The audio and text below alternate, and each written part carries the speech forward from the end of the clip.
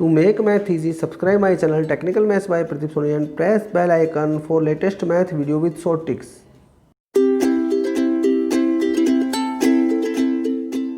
Hello everyone, आज के इस वीडियो में एक नए कंसेप्ट पे बात करते हैं। आपके सामने कुछ इक्वेशन गिवन है और हमें इनके रूट्स फाइंड करने हैं।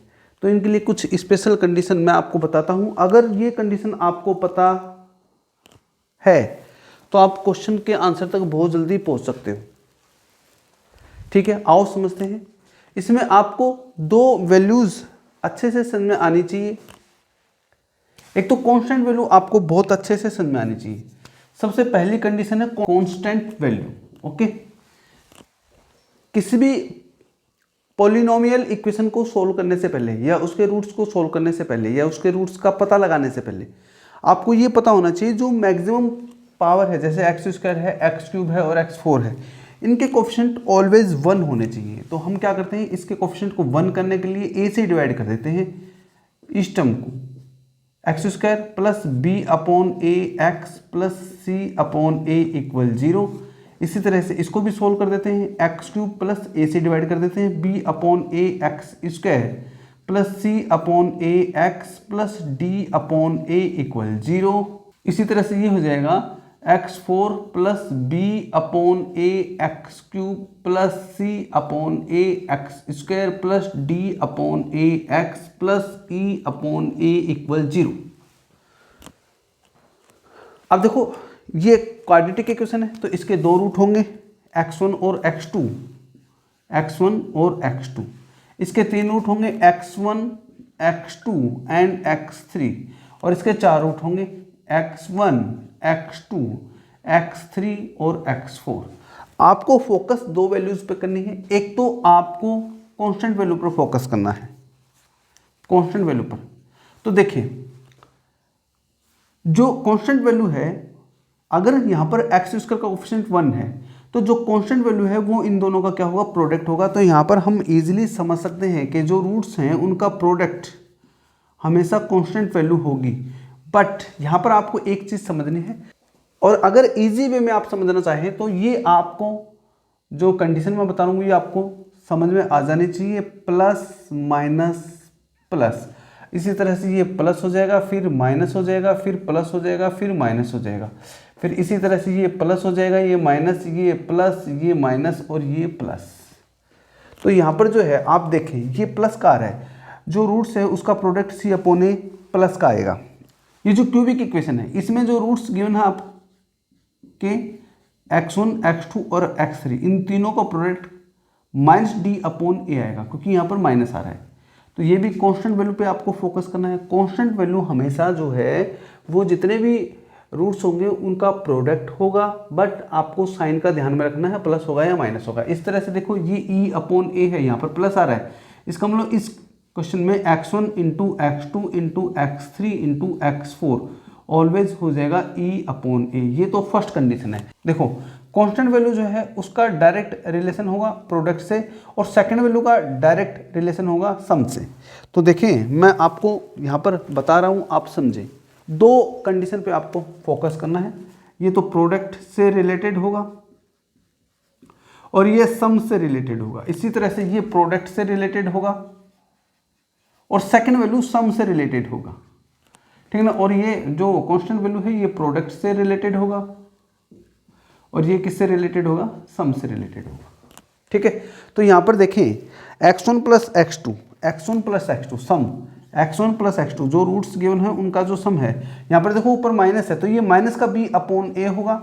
सेकंड क्यूबिक इक्वेशन में देखें इन सभी का सम x1 plus x two plus x3 का जो सम आया वो b अपॉन ए से सेकंड वैल्यू से रिलेटेड होगा, लेकिन यहाँ पर माइनस का आएगा। सेकंड वैल्यू का जो कोफिशिएंट है, अगर फर्स्ट वैल्यू का कोफिशिएंट 1 है तो सेकंड वैल्यू का जो कोफिशिएंट है वो सम से रिलेटेड होगा, लेकिन यहाँ पर जो है माइनस आएगा। देखें आप, और इसमें देखें जो चारों रूट्स का जो सम होगा x1 plus x two plus x3 plus x4 वो सेकंड वैल्यू के कोफिशिएंट से रिलेटेड होगा। यहाँ पर माइनस है तो ये हो जाएगा माइनस का b अपॉन ए। तो ये दो कंडीशन अगर आप किसी भी पॉलिनोमियल इक्वेशन में समझ जाते हो तो आप इजीली जो है क्वेश्चन के आंसर तक पहुंच सकते हो। तो अब इसका यूज़ हम क्वेश्चन में करते हैं। आओ समझते हैं इजी मेथड से हम कैसे जो है पॉलिनोमियल इक्वेशन के रूट्स इजीली फाइंड कर सकते हैं ऑप्शन से। देखिए question number 20 additional question bank equation. बहुत ही शानदार क्वेश्चन आपके सामने है। आपके सामने जो इक्वेशन रखे उसको हम एक बार लिख लेते हैं। 6x4 plus 11x³ minus 9x² minus 11x plus 6 और हम 6 से डिवाइड कर देते हैं तो ये आ जाता है x4 प्लस 11/6 बिकॉज 6 जो है x4 का कोफिशिएंट है तो x4 का कोफिशिएंट जो है वो 1 होना चाहिए। Minus 9/6x² minus 11/6x plus 6/6 equal 0। 6 से डिवाइड कर दिया तो हमारी जो इक्वेशन है वो इस फॉर्म में कन्वर्ट हो जाती है। ये आपको अच्छे से समझ में आ गया होगा, ठीक है। अब हम समझते हैं जो आपको रूट्स गिवन है उन सब का जो प्रोडक्ट है वो 1 होना चाहिए,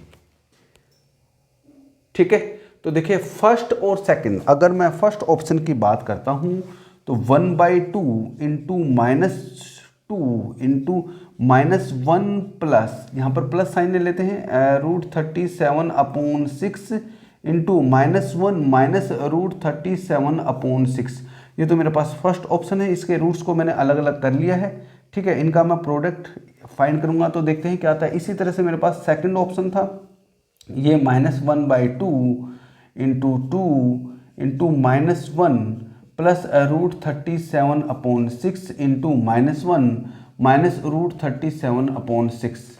अब देखो मैं ये देख रहा हूँ कि इन दोनों का प्रोडक्ट जो है 1 आ रहा है। देखिए अगर मैं इन दोनों को मल्टीप्लाई करता हूँ तो 2 से 2 क्या हो जाएगा, कैंसिल हो जाएगा। ये -1 आया और यहाँ पर जो है ये -1 तो आ गया, लेकिन यहाँ पर जो है इसको जब मैं मल्टीप्लाई करता हूँ अपॉन 6, ये 36 हो जाएगा, अपॉन में हो जाएगा 36 और यहाँ पर जो है -1 का होल स्क्वायर और माइनस √37 का होल स्क्वायर। बिकॉज यहाँ पर हम आइडेंटिटी लगा सकते हैं a plus B into a minus B. तो यहाँ पर a की वैल्यू -1 है, बीच में प्लस है, इधर माइनस है, तो a plus B into a minus B always होगा a² माइनस b²।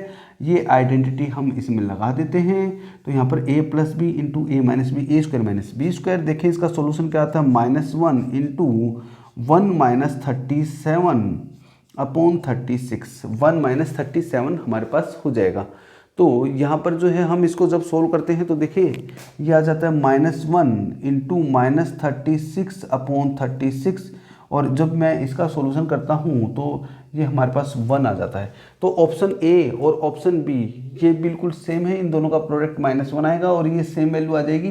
तो इस तरह से हम समझ सकते हैं कि ऑप्शन ए और ऑप्शन बी दोनों का जो प्रोडक्ट है, सभी रूट्स जो सभी वैल्यूज़ है या सभी सॉल्यूशन है या सभी रूट्स हैं उन सब का प्रोडक्ट 1 आ रहा है। इसका मतलब एक कंडीशन तो दोनों से सेटिस्फाइड हो रही है। इससे मुझे ये पता चलता है कि ऑप्शन सी इसका आंसर नहीं होगा, क्योंकि इनका जो प्रोडक्ट है, इन सभी का प्रोडक्ट जो है, जैसे मान लो सपोज दैट मैं इनका मल्टीप्लाई करता हूँ तो 2 से 2 कैंसिल हो जाएगा, यह आ जाएगा -35 -35/36 है, ये नॉट इक्वल टू 1 है। इसका मतलब ऑप्शन सी इस क्वेश्चन का आंसर नहीं हो सकता।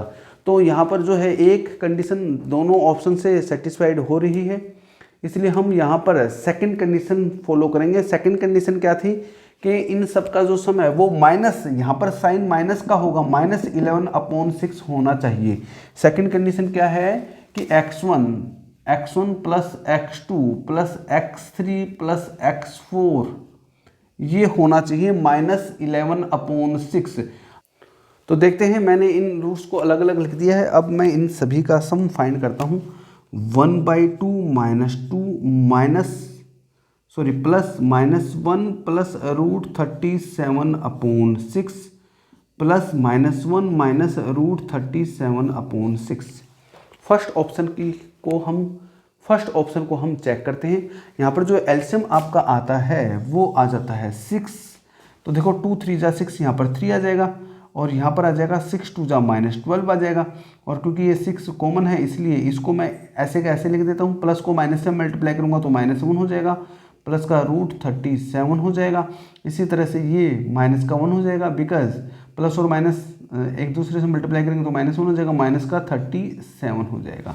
अब यहाँ पर देखिए कितनी वैल्यू कैंसिल हो रही है, √37 से √37 कैंसिल हो रहा है।